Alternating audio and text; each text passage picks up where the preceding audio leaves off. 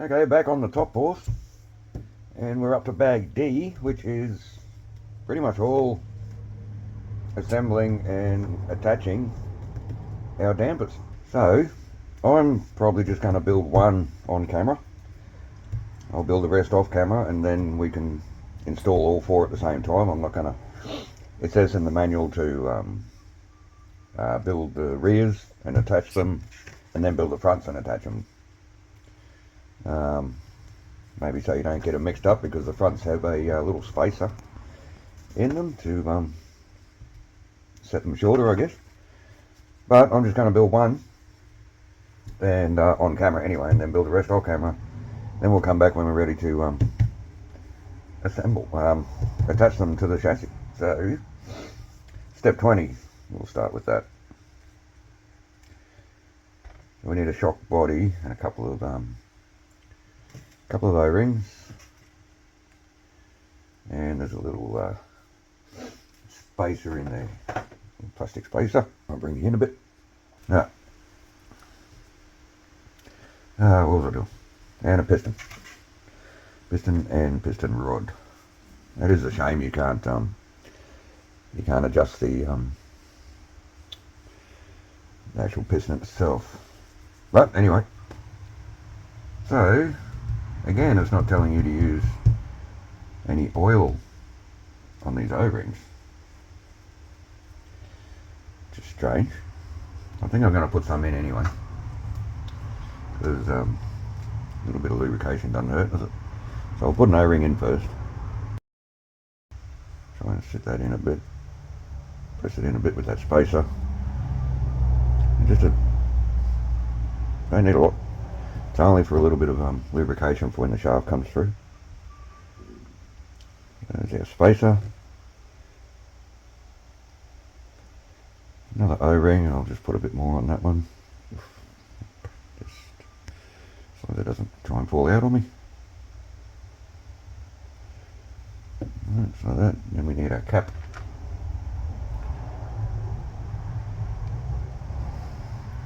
Screw that on. Now, don't screw it on tight just yet, just wait till you get your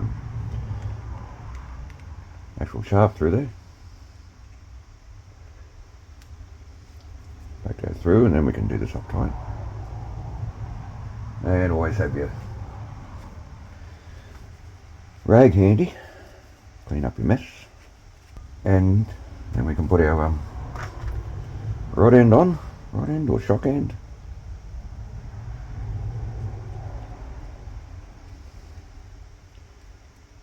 I don't actually know if these are tapped or not, but it seems to be threading on quite easily.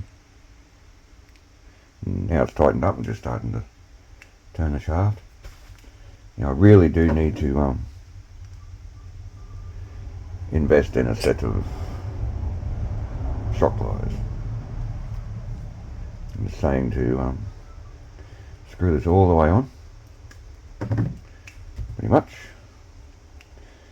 That's step 20, and then 21 we can fill the reservoir with oil and fit our bladder, and then the top cap. We can give it a bit of a bleed as we're going. So I haven't quite filled that up yet. You're not going to be able to see inside there. That's a bit of a bugger. So if I just slowly bring the piston up, you can see the piston come up there. Bring it back down, give it a bit of a spin. And just try and get as much air out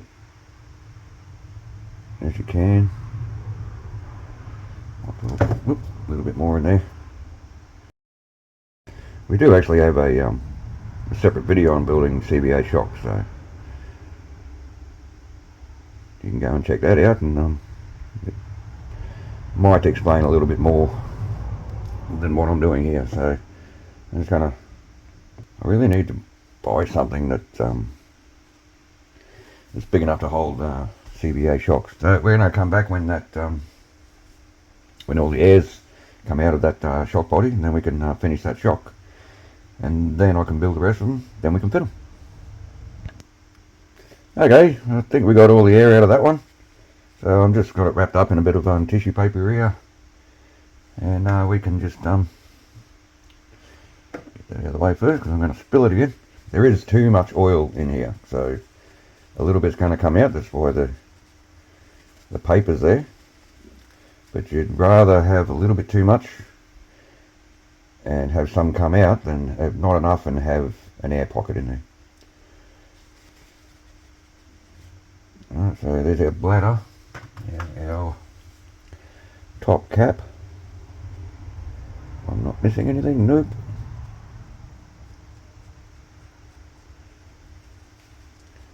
These are super simple to assemble, these shocks. These CBA style shocks. And they do work very well. Very nice. Well, for what we do anyways, they work well. Actually a bit under the weather today, so that's why my voice sounds a little bit different. Have the old dry throat and blocked nose syndrome going. And I'm flying solo today, it's exit school. So there's our basic shock body done. Lovely and smooth. I'll bring you back out. Oh, yep, there you go. So we need, there's going to be a bit of coughing and sniffling and stuff. Sorry about that, but yeah, it is what it is. So a shock collar, which is a nice addition to these shocks. Better than those clip-on spacers, because I've never actually lost one of those clip-on spacers, but I guess it can happen, and if you do, then you miss your shock isn't set to where you want, is it? So these are really good, so because they basically screw on, and there's really not much chance of losing them. So I need my smaller driver. I'm not going to do this up tight just yet because we need to set that gap to 5mm. So it's here. To do that, I'm going to use my calipers. I'm just going to tighten this up enough so that it's tight on there, but I can move it. So I'm going to get my calipers.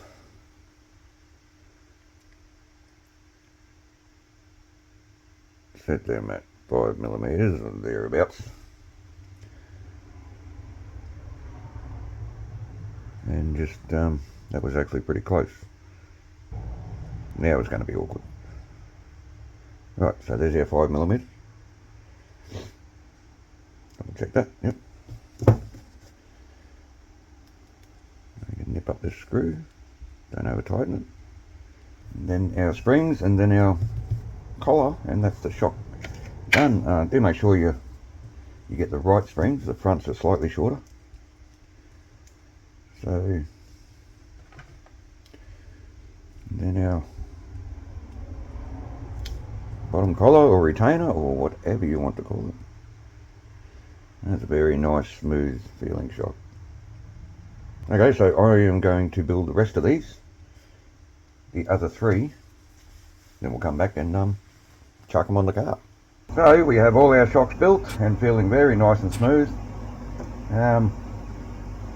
Really not hard to tell the difference between the front and back because the front was shorter. So fitting the rear shocks, these two flange nuts need some thread lock, which I've already done, and this stepped spacer. Let me bring you in again. Now I'm going to, so we have our 3x20 screw through our spacer. Can't see anything that I'm doing. Yeah, there we go. And through this hole. I'm guessing you've got so many holes so that you can give you some adjustability for your shocks. Alright, so just nip up that screw, and the bottom takes this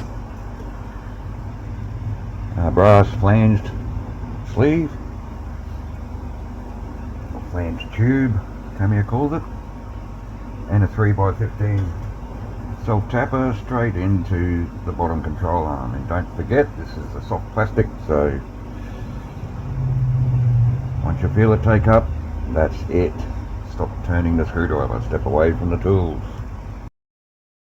I just felt that take up, so that's where I'm leaving it.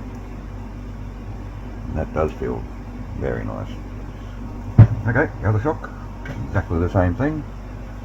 Now I am taking note of where the screws on my collars are. And if I had taken note when I assembled the shocks, I would have put the screw heads on the same side, but who's counting really?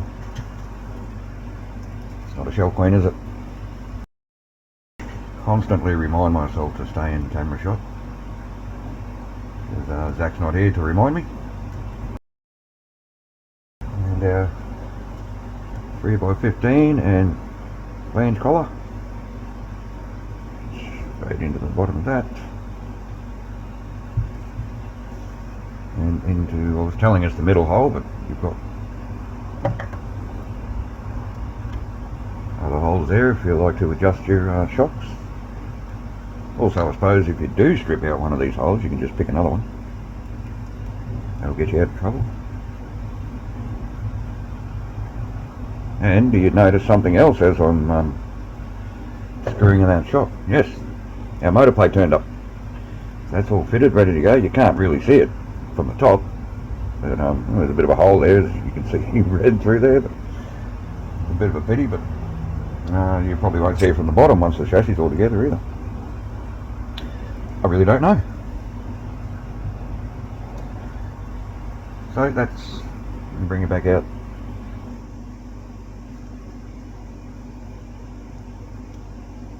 There's our rear suspension, nice and smooth. Our front suspension, and that takes us to the end of bag D. So exactly the same thing. My flange nuts, which I haven't applied any thread lock yet, I'll just do that now. Really simple. Again, I just use a toothpick.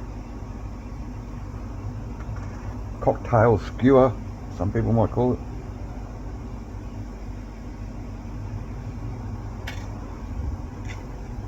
On there. I simply just put the stick in the thread of the nut and just drag it out, and that's plenty of thread lock. You don't need a whole bunch of it. So we are going through, can you see over here? Yeah, sort of. We are going through the bottom holes. We have our shocks. Again, I'll face the collars, or the nuts for the collars out. Screws, I should say.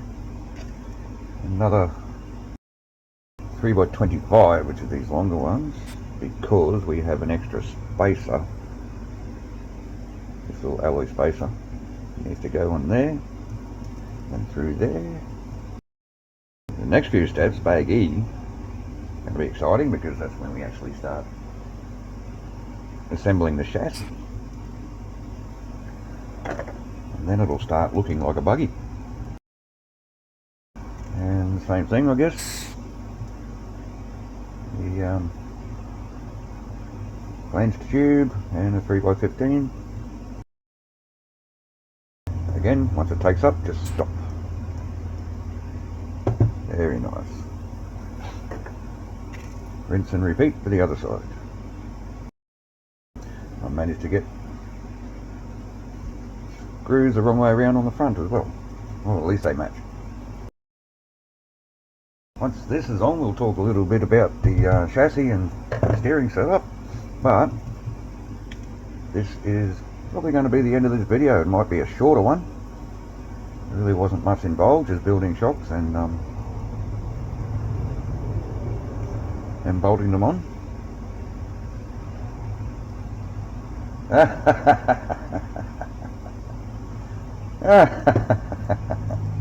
Okay. Video might be a little longer than I thought. Alright, I haven't noticed this until now. It's actually pretty funny. Oh, look what I've done. Yes, that's right.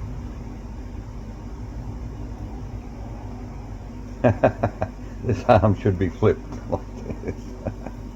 Alright, I'm going to pause you for a sec and fix my mistake. I'll be back in 1 sec. Okay, I've fixed that little mistake there. Now, to turn this arm over, I had to take this upright out and turn that over as well, obviously, otherwise it would have been facing the wrong way. The E-clips, they give you this little tool here to remove E-clips. I must have a drawer full of these things from kits from over the years. And the smaller E-clips, you just sit this sort of half round against the open side of the E-clip and just simply push and the E-clip comes out. Very simple. One thing, you must, I would recommend while doing that, covering it with either with your hand or put a rag over it, because this one actually shot straight out, hit the other side of the bench, bounced back, and actually landed in the parts tray, which was pretty lucky. I couldn't do that if I tried. There we have it, guys. Front and rear assemblies complete and ready to mount onto the chassis once that is built. Motor mount looking quite fine in there, even though you're probably never going to see it. So, once again, thanks for watching, thanks for your support. Do all the other good stuff, the thumbs up, the little bell thing, that'll be great. Let's see if we can hit our 200 subscribers in, say, I don't know, let's give it a month or two. I don't know, I'm really not in a big rush, but it is exciting watching it go up and up. So, thanks again, and we'll see you when we do Bag E. Bye.